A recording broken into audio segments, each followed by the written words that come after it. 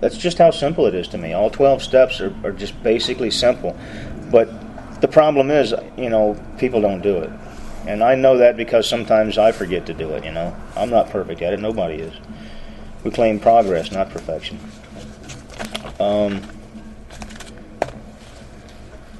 There's a whole chapter devoted to the 12th step, working with others. And there's a couple of things in here, A lot of what they're reading in here, a lot of what he's written in here is, it was written at a time when there weren't a lot of halfway houses. There were none. There were no halfway houses, no detoxes, they sent people to the sanitarium or the hospital. And that's where it comes, it actually gives you advice on how to go find somebody who you can help. Like go to sanitariums and go to hospitals and ask the doctors if there's anybody there who's a real bad case and someone that you can help. But here you don't really need that, and you just come to an AA meeting. And I'll be honest with you, I have guys that have worked through steps, and they tell me, they say, well, I've been sober a year now, and I go to meetings, but nobody ever asked me to sponsor them. And I say, well, I'll give you a hint. I'll tell you how to get somebody to ask you to sponsor them, and it's real simple. Don't go to meetings and complain and whine and cry a lot, because who's going to go, hey, that guy's got what I'm looking for. I'm going to go around complaining, crying, and whining a lot. Don't go to AA meetings and, just hang out and smoke out there in the Half Measures Club and hit on the women that just walk in and pick up a white chip. Go to a meeting and talk about the steps. And stay on the step. When you raise your hand, and try to throw some of the things under the bus, which is what I do, that stuff that just... What's that, 90 meetings in 90 days? Hey, that's a great idea, but it ain't going to keep me sober. I suggest you do 12 steps of Alcoholics Anonymous. If you want to do them in 90 meetings in 90 days, that's fine. If you want to empty the coffee or make the coffee and empty the ashtray, we don't have any ashtrays anymore. We used to, but that's all fine and dandy. But what keeps us sober? The only thing we have in here is the 12 steps of Alcoholics Anonymous, and what they're designed to do for us is bring us to a place where we have faith in God. And one of the things that's written in here, I got everything highlighted that I really liked about these 15 pages. Chapter 7, Working with Others, in the Big Book of Alcoholics Anonymous, is 15 pages long. And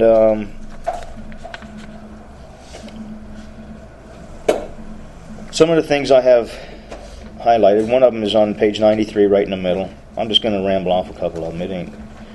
There's no real connection here other than I'll explain the 12th step and how simple it is in just a minute. To be vital, faith must be accompanied by self-sacrifice and unselfish constructive action.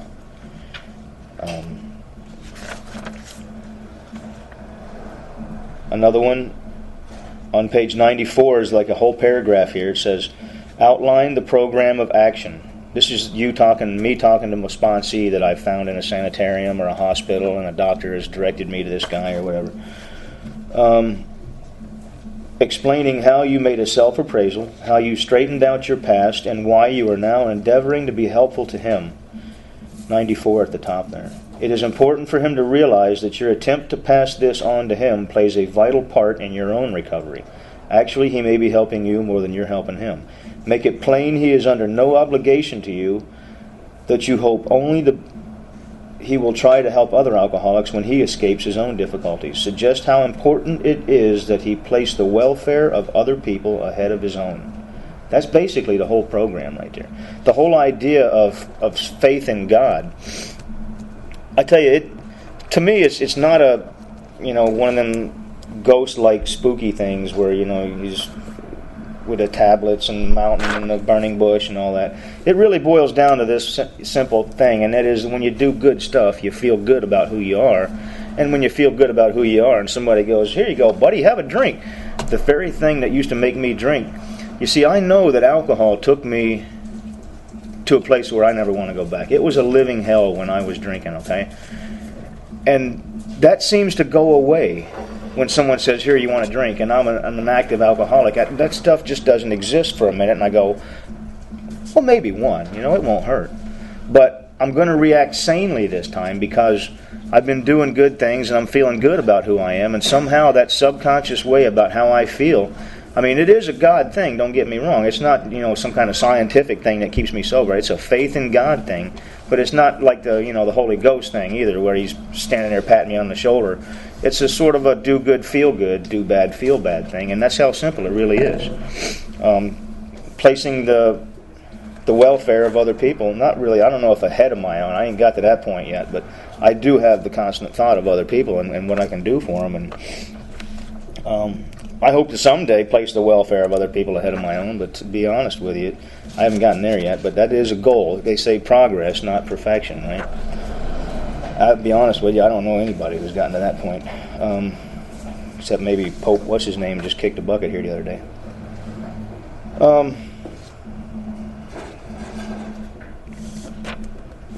101, right in the middle of the page.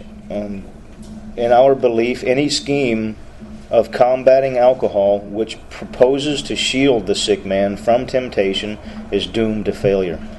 If the alcoholic tries to shield himself, he may succeed for a time, but he usually winds up with a bigger explosion than ever. We have tried these methods. These attempts to do the impossible have always failed. So just real quick to explain with the way I understand the 12th step, because it doesn't really give you, it just tells you, basically here, now that you've learned the 12 steps, try to teach them to somebody. So when you're breaking it down and you're looking at it and you see having had a spiritual awakening as a result of these steps, I'll be honest with you, for years I looked at that and I said, it was some kind of, like I was saying, one of them freaky things where the burning bush and the tablets with the white-haired guy in the mountain, and it was, like Charlton Heston coming down out of the mountains or something, it was one of them. But no, it wasn't like that. Having had a spiritual awakening, to me, I've come to know that spiritual awakening as something so simple. It's as simple as just explaining what it is that happened to you as a result of the steps. And that is that I was living on self-will. The spiritual awakening is this simple, that I was living on self-will. I was thinking about myself all the time, and I never made that transition from the child to the adult. Somehow I just kept reaching for drinks over all those years. I turned 13, 15, 20, 25, and I began to get older, only I never began exhibiting the behavior of someone who was getting older. Somehow the alcohol just keeps you down. It kept me down. And the spiritual awakening is real simple, that God intended us to go from a child to an adult, and that never happened to me. So in a manner of speaking, you can say that the spiritual part of that, the spiritual awakening part of that, is just an understanding that I never did what He intended me to do, and now it's time to get on this track and do what it was I was supposed to do all along, which is just, grow up. My first sponsor used to really hammer that to everybody. He'd say, look, it's really 12 steps of going from a child to an adult, exhibiting childish behavior and exhibiting adult behavior. But in the same manner, it can be considered like a spiritual awakening, not a religious thing, but one of them, weird things, because it's what God intended me to do all along. I was awakened to the fact that I was not on the right path. That's how simple it is. So I've gone through the steps, and speaking in the past tense, like some of the other steps, like steps 8 and 6, they're speaking in the past tense, Not something that you're going to sit down and do, but something that's already happened to you. Having had a spiritual awakening as a result of these steps, yeah, that's pretty simple. I tried to carry this message to alcoholics. And there's no other message other than the exact message that we just discussed of the spiritual awakening, was that as a result of the 4th step, I see and I understand. I'm not saying, well, I read Bill Wilson's 4th step, and I'm not so sure that I'm selfish and I'm self-centered. No, I read my 4th step. I wrote down my family's names, my mother and father, my grandparents, my brother, my cousins and uncles and friends and family and co-workers and everybody that I grew up with. And I saw the names of those people that I had been with in my life, and I said to myself one day, I might have said it early on. I might have said, well, that might have been what happened to you. That might have been what was your problem. But I'm really not convinced that's what's wrong with me. If I could just go back to the good old days when I could, control my drinking, and they say, yeah, just keep coming back, And having had a spiritual awakening as a result of these steps, I tried to carry that message to alcoholics. The message of step 4 is an inventory. There's no underlying principle to step 4. There's no, I don't know, we don't even have them in here, but they got, brotherly love, and I don't know where that stuff comes from, but once again, I like to throw things like that under the bus once I learned I could do something like that. I used to think, whatever you do, don't badmouth anything when you get to AA, not even halt, hungry, angry, lonely, tired, and man, I was going to write all that stuff down. Man, I had to start writing them down somewhere. Just don't drink and go to meetings. Identify, don't compare. Utilize, don't analyze. Why? Well, you can't utilize it and analyze it. Identify, don't compare. What the hell is that supposed to mean? I've not found one person who could explain that to me, or the fact that you need to work the first step 100%. There's so much stuff that over the years, the more you learn about the steps, the more you learn just how simple they really are, the more you'll see how that halfway house and rehab and detox stuff somehow is creeping in here. And everybody goes, "Good evening, family." And I go, "Family?" Look, I mean, it's a great term. I don't know where you got that, Evan. My family's real small now, and I mean, I consider myself to be a member of Alcoholics Anonymous, but that still kind of creeps me out, that family thing. Practicing these principles in all my affairs. Carry this message to alcoholics. The principle behind the 4 steps. So you go to another alcoholic and you say, look, the principle behind the 4th step is not, what do they call it? I think it's honesty. Honesty is a great principle. And I'm not going to tell you that, hey, you don't need honesty around here. But that's not the principle behind the step. The principle behind the 4th step is an inventory to find and be rid. The way it puts it in the big book, I'll even read it for you so you don't think it's like my opinion, you're not sitting there going, it's another one of his opinions. How it works, right at the end of how it works, actually before the 4th step. Being convinced that self manifested in various ways was what had defeated us, we considered its common manifestations. The common manifestations of self. The 3rd step says it could have little effect. The 3rd step could have little effect unless at once followed by a strenuous effort to face and be rid of the things in ourselves which had been blocking us from doing God's will. And that's what the 4th step is. It's not, I come to the meeting, it's an 11-step meeting, and every week they introduce it as the 11th-step prayer. And they say, will somebody read the 11th-step prayer? And it's really not the 11th-step prayer. The 11th-step prayer, if you'll read it, it says something along the lines, upon awakening, we ask God to direct our thinking, especially that it be devoid of self. And that's pretty much how simple it is. Today when I wake up, I say, God, help me find what you want me to do, and help me to try and be rid of self. Stay on top of this selfish, self-centered thing and be free of it. Because it puts me in a much better place to think and do things for others, which is the whole basis of the Alcoholics Anonymous program. Which, the only way that I could explain it is to say that it's not like that Holy Ghost thing I was just talking about. It's the thing where you just do good and you feel good. So when I do things for other people, somehow there's an underlying unconscious way that I feel about myself. And it's just, I feel like I'm okay now. I feel like I'm not a piece of dirt. Whereas before, I had no idea that I was hurting people and stepping on people's toes and treating people like shit and using them. And I had no idea that it made me feel so bad about myself that I was always miserable. I was always afraid. I was always angry at somebody. And those are the 2 main things of the 4th step, is anger and fear. And I got to tell you, I remember I was at a halfway house, and they gave us one of them pieces of paper that had like 100 positive feelings on this side and negative feelings, and I thought, wow, here we go. I got some recovery stuff now. And I found like 2 of them on there. I found like angry and fear, and I was like, well, I see 2 of them on there anyway. And they'd say, as you go throughout the day, circle the ones that you feel. And I thought, what? Now that I look back on it, I'm like, man, them people were clueless. It's so sad. It really is. We got the big book of Alcoholics Anonymous here, and the people in the halfway house somehow felt that they could not take us or explain to us any of the steps or what the program of action that we have was based on. And that is, that you get this idea that God wanted you to do something, so you go out and do it. You feel good about yourself for doing it. And when somebody says you want to drink, you somehow, I don't know where it comes from either, all I can tell you is it's faith in God. You react sanely when someone says, do you want to drink it? And you go, you don't want me drinking, trust me. You have no idea. And they go, oh, I know you, yeah. I don't know you personally, but I've met one of you guys before.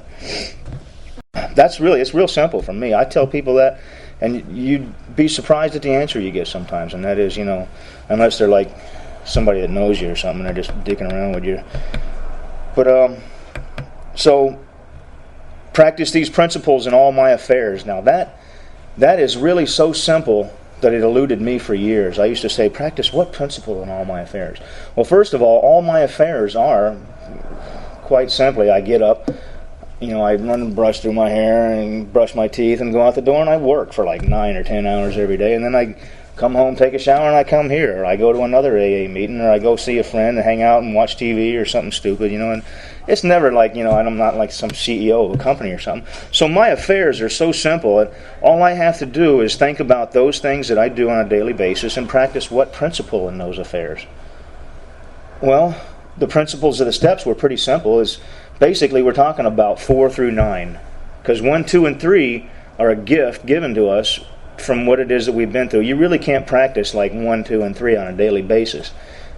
Turning your will and your life over to the care of God, you can just by doing 4 through 9. But if you look at step 10 again, 4 through 9 are lumped together in that one step right there. So you're doing the inventory to find and be rid of the things that are blocking me from doing things for other people. 4 is to recognize it and write it down. 5 is to share it with somebody else. And I always tell my sponsees, they say, I have to share something with somebody else when I do it. I say, not really. The way I look at it is all you have to really do is admit that you're being selfish, or you're fearful or afraid or angry or something. Because a lot of people will call me on the phone, my sponsees, and they'll start giving me all these details and go on for minutes and minutes. And I say, look, the details really aren't important. All you have to do is admit the exact nature of your wrong, which is, the exact nature would be resentment, fear, selfishness, dishonesty. I could almost call my sponsor once a month and go, yep, I'm still resentful, fearful, selfish, and dishonest, because my sobriety is not between me and my sponsor anymore. It's between, he still has things to offer me. He'll say something every once in a while I hear at a meeting, and I'll go, hey, that made a lot of sense. And that was pretty good, But, I hung around him for a couple of years when I first went through the steps with him, and then I found out he wasn't, superhuman. He was just another guy in the meeting, really. So he couldn't keep me sober. My sobriety was between me and God. So the practicing of these principles in all my affairs, what that means is to do my inventory when I'm at work, to do my inventory when I'm at home, when I'm here at the AA meeting, when I'm at a buddy's house doing something, when I'm going to have dinner or see a movie. Practice the principles in all my affairs basically says, do your inventory every day, and whatever it is that you're doing in life. Practice the principles is the inventory of the 4th step, the sharing of that selfishness, dishonesty, resentment, and fear with somebody. Anybody could be standing in line and go, hey, I'm real angry about something right now. And that's pretty much it. I don't need to say, the 5-page details of what it is that I'm doing. I don't believe that anyway. Because I don't know about you guys, but you get 5 or 6 sponsees calling you all the time, it gets pretty old. That's what I tell a lot of my sponsees too, is look, man, I'm only human. I get 15 years, but that ain't, trust me, when you get 15 years, you'll see it ain't that big a deal. I used to look up to adults when I was a kid, and I'd say, wow, what it was to become an adult and be, the wisdom of all these years. Now I'm like 40 years old, and I'm going, man, what the hell was wrong with me when I was a kid? I thought people who were 40 years old were like old and wise and had it all together, and now that I'm here, I'm like, phew. Man, I could use another 100 years when I get through with this 100, But, so to practice is real simple. Having had a spiritual awakening as a result of the steps, the spiritual awakening being that I was not becoming the person that God intended me to be. I had remained a child, and I refused to grow up, and alcohol was it was what was keeping me down, I guess. It was helping me stay down. When I was supposed to be dealing with these resentments and fear in an adult way, I turned to alcohol, and it anesthetized that fear. Because all resentment is based in fear also. That's another, even though resentment is the number one offender, it's a real important for me to understand that whenever I get angry about something, it's something that I'm afraid of. That helps a lot of it go away. It really does. Anyway, that really is how simple the 12th step is, but there's something else here, and that is that the 11th step is just before the 12th step. And in order for me to go out and do things for other people, I first have to take my inventory and be free of... That's one other thing I'd like to point out in all my meetings, is to apply the solution. There must have been years before I actually heard somebody say that. And you know what they say, when the student is ready, the teacher will appear. I really don't recall anybody saying it before that point. That somehow... I remember hearing, we have a solution, but it was never It was never the details of forgiveness, faith in God, and amends. Those are the three solutions that we have, and those are the three most important things in my life today. I don't remember people saying things like that. Maybe they did. I don't know. Sometimes I look at it like the meetings that I went to, there just weren't a whole lot of sober people in there. Maybe, and the one or two that were in there, maybe they had so many sponsees that every time they opened their mouths, guys would swarm them or something, so they stopped. Because I do that every once in a while too. I'll sit in the meeting and go, no, I got like 3 or 4 guys that are calling me pretty regular. And someone goes, do you want to share? And I do the same thing my sponsor used to do. I go, no, tonight's the night I don't say nothing. I pick one night out of the week, and that's what. First time he said that, I go, I think I know why too. It's a room full of halfway house guys that just got piped in, and like 20 of them just stepped off the boat, And he knew if he said something, like 8 or 9 of them were going to line up and go, hey, can I get your number? In order for me to carry the message, first thing I have to do is live it in my life, It's like if somebody knows how to build, diesel engines or something, has been working on diesel engines for 20 years, and another guy comes up and knows nothing about diesel engines and is going to tell him about compression or something like that, or glow plugs or whatever, boosters or some shit like that. What do they call them? The blowers, superchargers or blowers or something. And the guy that knows something about it is going to know that this guy doesn't know anything. And the longer I'm sober, the more I can see just how few people actually do understand the steps. And it's not a resentment that I have, but I think it's pretty sad sometimes, I sit in a meeting, I was listening to some guy the other day, said he had 20 years, and I'd swear to God he was picking up a white chip that night or something. Until he said he had 20 years, I thought he was like one of the white chippers or something, because he just didn't sound too sober, He was one of them guys that came in the meeting and started complaining and telling everybody about his day and how bad it was. And the first thing I could think of was, you're supposed to go to God with that stuff, not a room full of suffering drunks. Half the room didn't know what the hell to do with it, I'll be honest with you. If I was sitting in that room looking for a sponsor and that guy said he had 20 years, I'd have said, well, he sure doesn't have anything I'm looking for. The steps really are that simple. And I don't know what separates the people who get sober and stay sober from the people who, the willingness. I don't know. I've seen people go through. I'll be honest with you, I got a couple of friends that hang around here in the Bottom Line. I've been a member of the Bottom Line for about 11 years now. And I know 2 or 3 people that are still bouncing in and out after 11 years, and I can't think, but if anybody had enough willingness, don't you think one of these people had just been beaten to death for the whole 10, 11 years that I've been in here? And I can no more tell you why they still going out and drinking, once every 2 or 3 months and getting beat up and losing everything. And then somebody else comes in who's maybe a couple of years in and out like myself. I had known a couple of years of recovery before I actually got it, but I remember the desperation that I felt. The, what do they call it, the incomprehensible demoralization that I felt like, all I could really do is share my experience, my personal experience with the steps, and that was that I really felt like I was either A, done with alcohol and drugs, or B, done with life, one of the two. And it just so happened at that particular time in my life, I was given a little help by Nick Navarro, who at that time was our sheriff here in Broward County. And, that wasn't the first time either. I had been to jail with Nick Navarro's gang 10 times for, little stuff and a couple of big things. Breaking and entering and stuff like that, and grand theft auto, and I don't know, I must have about, 10 or 12 arrests that were, jail time stuff. A couple of, months here and there. But I, for the life of me, don't know what keeps people from doing this, because I try to explain to everybody just how simple it really is. The simplicity of just all you got to do is think about other people and do things for other people and not expect something in return. But we have this little program of action that we're going to do, in which the action involved really boils down to writing down my behavior and applying the solution to that behavior to be free of selfishness so that I can better do things for other people. It really is no more complicated than that. And for the life of me, I don't know why some people just don't seem to get it, but I think it has something to do, my personal opinion, and that's all it is. I think it just has something to do with, the God thing. Some people just, I don't know, I had the God thing many years before I came into Alcoholics Anonymous. My personal opinion with the idea of God was that I had a God of my own understanding 10 years before I got sober. But when somebody said to me that you're supposed to be completely dependent and reliant upon God for everything, that's when it dawned on me. I said, really? My experience with it was that I felt that God, was like a father. He got you here, and now I got too much pride to go ask Dad for anything, so I just said, okay, God, you got me here. Now I'll take it from here. I'm going to be a man about this.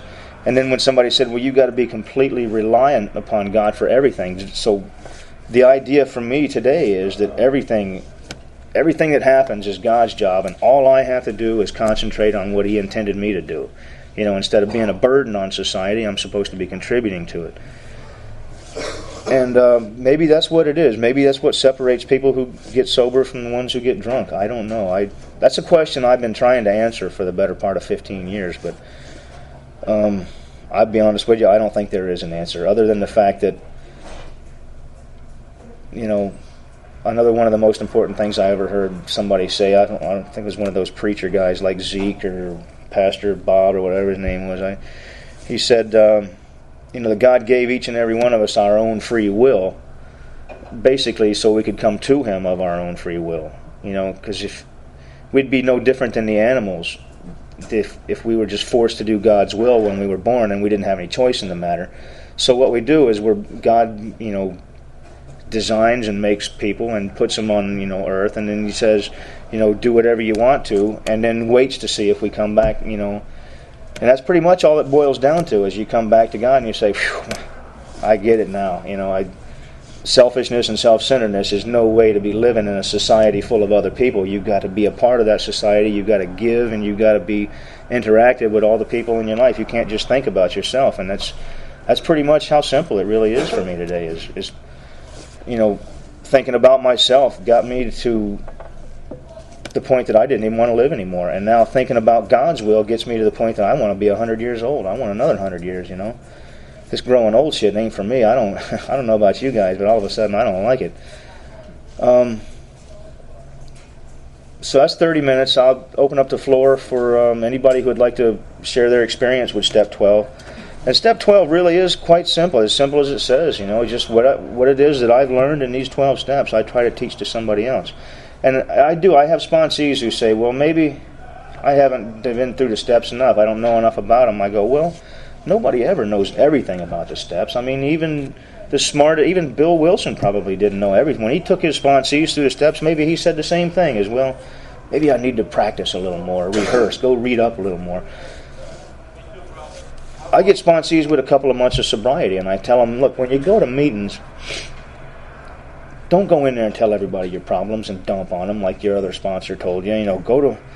This is the way I look at it. You called your sponsor up. They really didn't want to talk to you in the first place, and you're saying, wah-ha, boo-hoo, this, cray, wah-ha, boo-hoo. And he says, instead of saying, I don't feel like listening to that crap, I'm not really in the mood to listen to you crying and whining, he says something like, I'll tell you what, why don't you go to a meeting and dump? And that's basically where that came from. That's the only place that I can think of that it came from, was that someone just really didn't want to hear that crap, so they sent you to a meeting. Maybe somebody in that meeting was going to say, that's part of your problem, is you're coming to meetings and dumping. Instead of thinking about what you could put into that meeting, you came in and you thought what you could get from that meeting.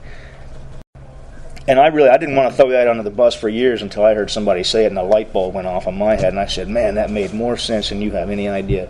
Because I spent years in Alcoholics Anonymous with resentments going, here comes another one, I know this guy when he speaks, all he ever does is cry and whine and piss and moan.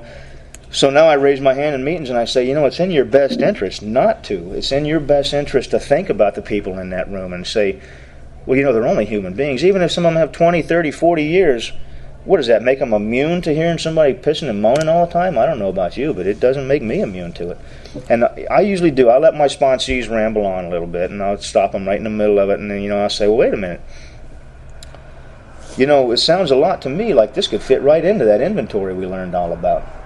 Because that's what it boils down to. It really does. It boils down to applying the solution to be free of that fear, applying the solution to be free of that resentment, to forgive those people for what you feel they've done, and to do things for other people, to get out of yourself. And then, it's just like coming to a meeting and dumping is like the snowball going downhill. It's perpetuating the problem. And It wasn't until I heard that one day that I said, okay, now instead of sitting around being resentful about people who are crying and whining all the time, I'm going to go to other meetings and I'm going to say the same thing. I'm going to tell them, look, it's not rocket science. It doesn't take a genius to figure this out. So that's another part of the message that I try to carry, because, and there's a lot of other things like I was writing down here in the back of my book. I've still got a whole bunch of them to write down too. One of these days I'll finish it up. The identify, don't compare. I have yet to find somebody who could explain that to me, and I have heard that so many times over the years. When I was early in sobriety, I thought there was something complicated to that. Somehow these people were wise and they knew what they were talking about, and that there was smart people in AA, and one of them said, identify, don't compare, and I was scratching my head, too afraid to ask anybody what something like that meant. And that's only one. I bet there's 100 of these things floating in AA meetings that will do nothing but confuse me. All they do is they throw more stuff on top of this pile, more and more and more. And I've had some new sponsees come to me and say things, they would just, I wish I could remember them all right now, but I'm kind of, a little bit tired, and I got something in my eye, and it's kind of bugging the hell out of me right now. But some of my sponsees will tell me things from other sponsors, and I'll tell them right then, I say, throw that mindless tripe out, forget about all that stuff you've been listening to in meetings, and concentrate on what I'm trying to teach you right now. Because what I'm going to try to teach you is in this book, and it's not some stuff that's coming from the halfway houses, this identify, don't compare, just don't drink and go to meetings. Man, if I could do that, I wouldn't need this place. Utilize, don't analyze, there's a whole bunch of them, man. I didn't even start on my list. Human solutions, that's what Jim B. used to call them. What do we know about human solutions? Human solutions don't work. What is utilize, don't analyze, identify, don't compare, and halt, hungry, angry? Don't get too hungry, angry, lonely, and tired. Now, angry is one you don't need to get to. But I don't know about lonely and tired and hungry. Them things never made me drink. They still don't make me drink today. I'm convinced at it anyway. My brain has been washed, and that's another one of them things I heard people say. But it's more like a funny thing, The people in AA, they're trying to brainwash you, and then somebody else would raise their hand and go, yeah, well, the way you were thinking, pal, your brain could use a little soap and water, don't you think? So, I don't know, it's a real simple step. And like I said, it's just some people go to meetings and they throw things into Alcoholics Anonymous that just don't really need to be here. And that's fine if someone's got a lot of sobriety, someone who knows the difference between what is sobriety, which is the inventory and the solutions we apply, and the prayer to ask God to show me the way, and the doing of things for others, the helping them through the steps. And the sponsor I have right now, who I really don't see that often, he lives in Port St. Lucie now. He moved away from Broward County a while back. But he told me, he said, alcoholics aren't the only people in the world. You got all these other people in your life that you can do things for. However, doing things for alcoholics is extremely important for me, because I'll be honest with you, I've learned more from taking people through the steps than I have. I've had things come up in my head that I heard somewhere in a meeting. I go, I don't know where that came from, but I know it didn't come from me. And then, I'll highlight it and underline it in a book or something, and I know that all this stuff that's in my head just comes out even more so when I'm taking people through the steps. I'll remember stuff out of the blue and I'll write it down, Things that are like real important in sobriety, and things that are in the book here, not the important stuff. Like, we asked him to remove our fear and direct our attention to what he would have us be at once we commenced to outgrow fear. That's really one of the most important things I've ever heard. And then the 9th step, the 12 steps in one sentence is, at the moment we're trying to put our lives in order about the 9th step, but this is not an end in itself. Our real purpose is to fit ourselves to be of maximum service to God and the people about us. And then the 12th step, where we were just at here. To be vital, faith must be accompanied by self-sacrifice and unselfish constructive action. Suggest how important it is that he place the welfare of other people ahead of his own. Anyway, like I said, the 12 steps are simple. It's just that, so many people just don't do it, I guess. I don't know. It ain't none of my damn doings, It's just one of those things about when the student is ready, the teacher will appear. That's the only thing I can come up with. Whenever I see somebody who's gone through years and years of in and out and white chip and getting beat up and coming back in and losing everything, and just year after year of this thing. I really don't see it the same way as I used to. I'd say, hell, that's so sad. I can't stand seeing people. It's hard to watch somebody I know, someone who's a friend, go through all that. But today I understand it because it happened to me. I look back and I say, well, it took everything it took for me to get where I am today. I'm glad I didn't get cancer or a tumor or anything like that when I was out there, because it's pretty much been long enough that if I had, it'd set in by now. But I know some people who are like, using needles and stuff, and they keep asking, I don't know if I got HIV or hepatitis or cancer or anything like that. And the only thing I can say is it took me what it took me to get in here, and it's taken them what it's taken them to get in here. And even if it kills them, hopefully before they die, they'll show up to God and say, okay, I get it now, But, that's more like one of them philosophies of life thing, or what do they call it when you're talking about God? I forget that word. I'm going to go ahead and start on next week. I'm going to do step 1 again. And just to summarize real quick, remember this 12 step, we're talking about sponsorship, basically. Just it's pretty much what it's saying here. When you go back to the 11th step, is it coincidence that in the 11th step you're saying, ask God what He wants you to do? It's pretty much what it says. It's like an English way of saying.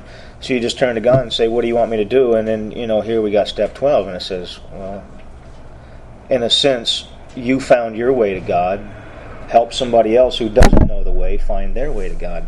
And it's a real strange way of saying maybe each and every one of us has the opportunity to, not to be offensive or anything, but be some kind of preacher in an AA sort of way of, And it's what I do a lot of times. I'll pat people on the back and I go, what you're looking for is right over here, right this way. And God is just simple as doing these steps to feel good about who you are. And one of the things that I tell my sponsees too, I want to throw that out there because this is about sponsorship, is, why would you limit yourself to one sponsor? Unless you thought that, maybe somehow they were going to contradict each other and you'd be going to this one and going, but my other sponsor says this. And you go, well, then don't do that. Just use your brain and take 2, 3, 4 sponsors and ask all of them to take you through the steps. Get as much information as you can. I tell my sponsees, too, when we go through the steps, anytime you want to go back and ask a question or redo or talk about any one of the steps, feel free to talk about them. At no point would I tell my sponsee, hey, we're on step 10 tonight, and he says, well, what about step 6? And you go, nah, we did step 6 3 or 4 weeks ago. You had your opportunity to ask me about step 6. That time has passed, and you can no longer ask any questions. That's ridiculous. So at any time, I tell my sponsees too, if we get through it all 12 steps and you want to go back over all of them again or review one of them or review some of them or just, maybe lump them all in one big couple of hours, we'll sit together and go over them again. Whatever you want to do is fine with me. Because I would rather spend time, I tell you, I've taken maybe 150 guys into the 4th step and maybe 20 of them, 15 of them have done the 4th step and brought it back to me. So, I'd rather get to step 12 and go back over them with someone who's already been through them than, take one more guy into step 4 for an hour and a half, 2 hours, and never see him again. Who you see here, what you hear here, when you leave here, let it stay here.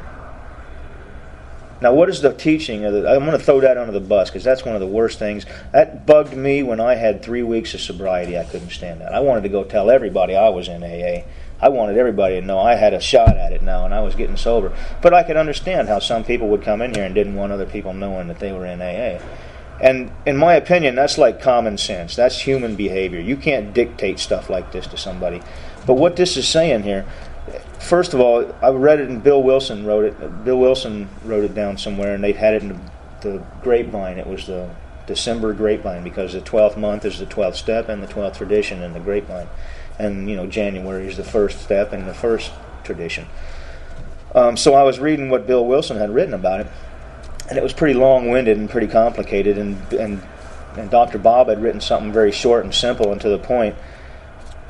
And it was what anonymity meant. He said, they asked him, why did you write anonymity? Just what do you perceive anonymity to be in Alcoholics Anonymous? And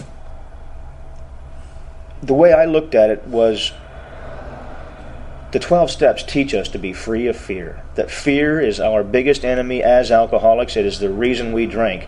And then we turn right around and read this to them. What you see here, what you hear here, when you leave here, let it stay here. Is that not a statement based in fear? A statement that says, don't tell anybody you heard or saw me in here, but you got to be free of fear, It's almost like it's an oxymoron. It doesn't exist, in my opinion.